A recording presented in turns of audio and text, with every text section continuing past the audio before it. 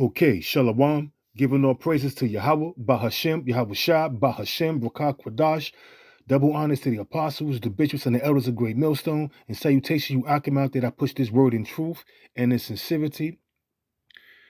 We all ran across this great sale of slaves issued January 10th, 1855, well over 100 something years ago, well over 150 years ago, almost 200 years ago. And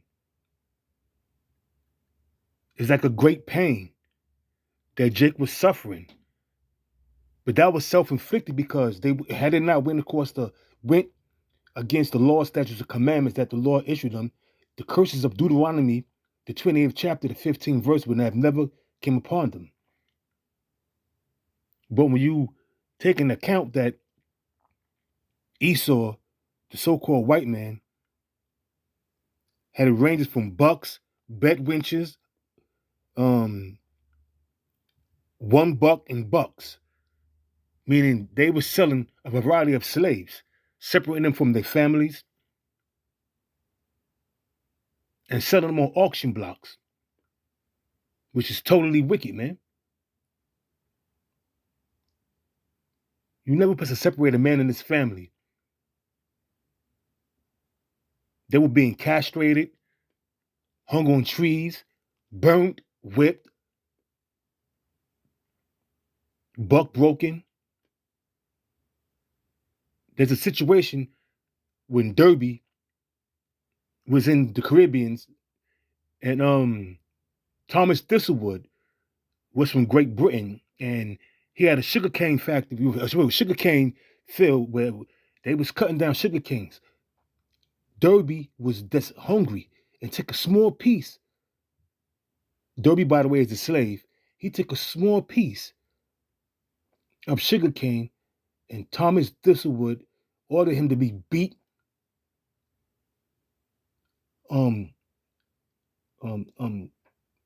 He's beaten.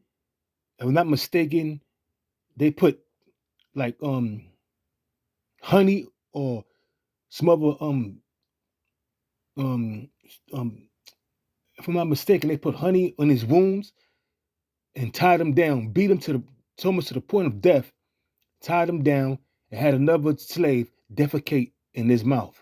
And then taped his mouth shut. And that was called Derby's dose of punishment for eating a small piece of sugar cane. You don't think you're gonna pay for that?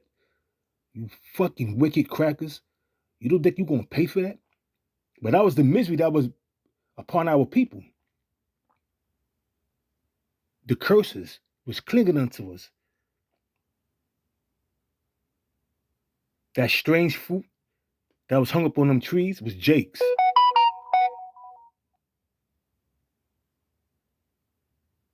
So the miseries that our people was facing, they wished death. They longed for death, to be released from the pain, the agony, the turmoil, the frustrations. They longed for death, but death never came. It came to some, but not all. A lot of them suffered. From the time they was born into slavery to the time that they died, they suffered. And it was hell coming over on them cargo slave ships. A lot of them jumped over, brought death upon themselves so they won't have to suffer. Because there was a harsh reality that they was going to suffer even more. Some got sick and died from diseases, the harsh smell. They packed in like sardines, defecating on each other, pissing on each other, eating slop. The men having their way with our women. And in some instances, they was having their way with the men too. This is Job chapter 3. I'm going to start at 20. Wherefore is light given to him that is in misery, and life unto him slacking. Let me read that again. Job chapter 3, verse 20. Wherefore is light given to him that is in misery. And that was definitely misery, man. Being whipped, buck broken, getting getting castrated, your ears cut off. They were eating Jake, killing them and making belt buckles out of them, taking pictures and selling like postcards. That was misery, man. Wherefore is light given to him that is in misery, Job 3, verse 20, and life unto him, and life unto the bitter in soul, which long for death, but it cometh not, and dig for it more than for hid treasures, which rejoice exceedingly, and are glad when they can find the grave. Death is better than sickness and a bitter life. Slavery is a bitter life, man. We went through hardcore slavery. That's a bitter life, man. And people longed for death and was happy exceedingly when they passed on and went to the spirit world.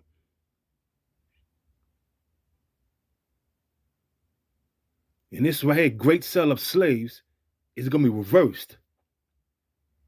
It's going to be reversed, man. It's going to be a reversal of fortune. Y'all going to go down. Every last one of you devils. This is Revelation chapter 13, verse 9. If any man have an ear, a spiritual ear, let him hear. He that leadeth into captivity shall go into captivity. Did not Esau, the so-called white man, let you Negroes, Hispanics, and Native Americans, mainly the Southern Kingdom? But the natives was the Native Americans like Gad and Reuben, they was enslaved too during the time of the Great Gold Rush. Back in Revelation 13, verse 9, if any man have an ear, that's a spiritual ear, let him hear. He that leadeth into captivity shall go into captivity. He that killeth with the sword must be killed with the sword. Here is the patience and the faith of the saints. Because it's going to be a role reversal, man. We're going to get our lick back. We're going to get our lick back. According to Isaiah 24, verse 19 on down, the Lord going to punish the host of the high ones better on high. Also in Ezekiel chapter 39, verse 14, separate continual employment. Who's going to separate the continual employment? Started with Yahweh Shah. And the first fruits that's fit the rule with Yahweh Shah, the elect, is going to separate continuing employment. Slavery. So you're going to pay dearly, man. Don't think you're going to get away with everything you have done. This is Obadiah chapter. It's only one chapter, but I will start at verse 10. For that violence against thy brother Jacob, shame shall cover thee, and thou shalt be cut off forever. After 1,000 years of slavery, you're gonna be cut off forever, man. Cut off forever. When you go to so let me slow down. When you go to Obadiah 1 and 18, and it reads, and the house of Jacob shall be a fire, and the house of Jacob, and the house of Joseph a flame, and the house of Esau for stubble, and they shall kindle in them, and devour them, and there shall not be any remaining of the house of Esau, for the Lord Yahweh have spoken it. So the time is going to come where you're going to be eviscerated. You're going to become extinct, you red devil, for all the shit you did, man. For all the shit you did. It's not going to be a long lesson. I just want to bring out a few scriptures. This is Exodus chapter 21, verse 16. And he that stealeth a man did not just steal us and put us on cargo slave ships. And he that stealeth a man and selleth him did not just sell us on auction blocks. That's what the stock market derived from. Or he that let me read it again from the top. Exodus chapter 21, verse 16. And he that stealeth a man, which I have done, and selleth him, which I have done, on them slave auction, on them auction blocks, or if he be found in his hand, he shall surely be put to death. Baruch chapter 3, verse 8 saying, we are yet this day in our captivity, under the hands of Esau. So you got a lot to pay for, devil. So rejoice and be glad. Lamentations 4 and 21. Have a good time. Because the end result is you going into slavery. You're going to get beat, whipped, tortured. We gonna meditate terrors on your ass, man.